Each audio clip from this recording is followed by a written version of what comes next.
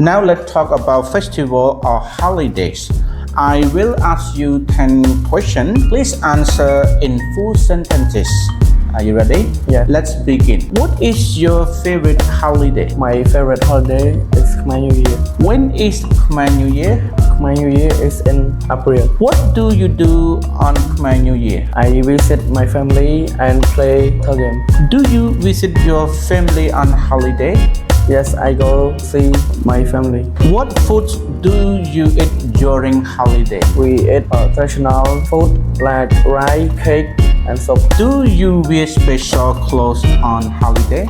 Yes, I wear news and clean clothes. What do people do during Pchum Ben? Couple go to pagoda and give food to monk. Do you travel during the holiday? I travel to the beach. What do children do on holiday? Children play game and get gifts. Why do you like holiday? I like holiday because I can meet my family. Excellent. Thank you for sharing about your holiday. Keep practicing. Thank you, teacher.